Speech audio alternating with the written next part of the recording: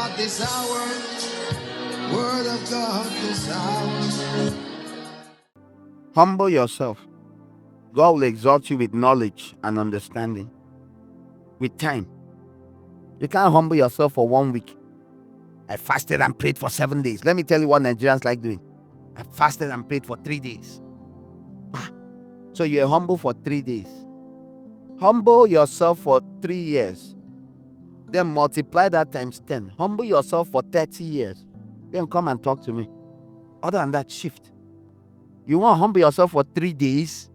3 days. I see young Christians do it all the time. I find it very amusing. They don't humble themselves for 3 days fasting. After that, they think they'll say, during that time, God spoke to me about this, showed me the problems I have.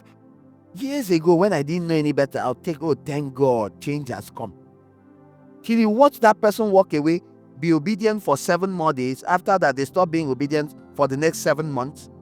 Then they go on another fast, this time 4 days. You think this is how you mature? This thing you're doing is not how God taught me. Once a week, every week, I fasted.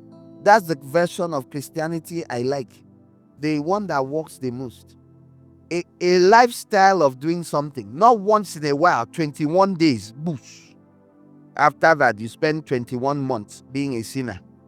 Then you come back and do 21. I don't admire you.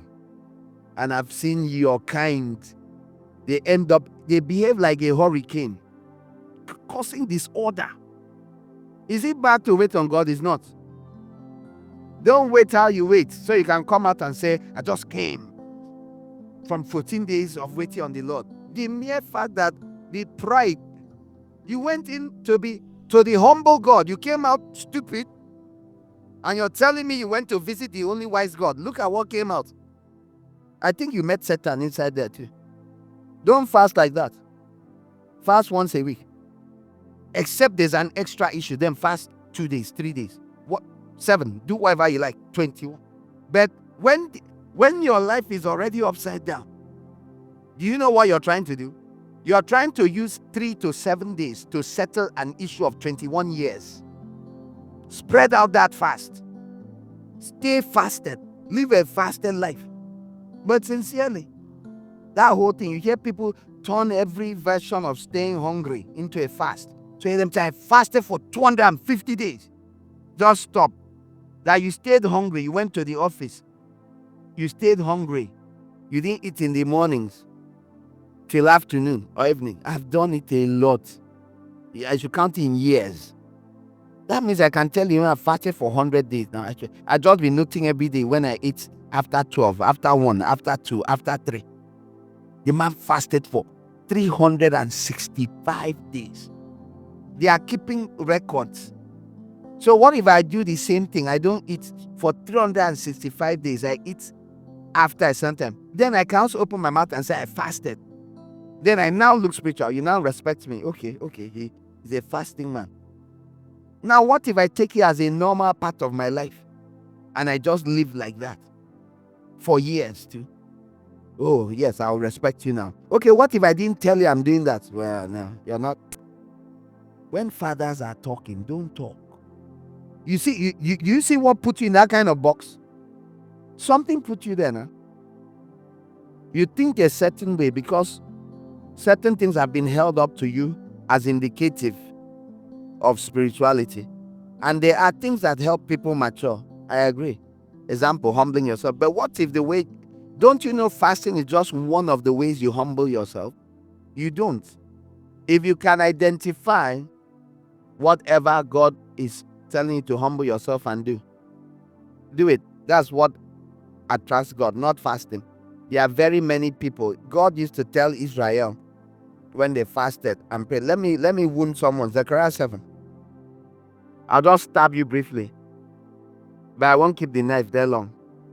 The people of Bethel had sent Sharezer and Regem-Melech together with their men to entreat the Lord by asking the priest of the house of the Lord Almighty and the prophets, should I mourn and fast in the 5th month as I have done for so many years?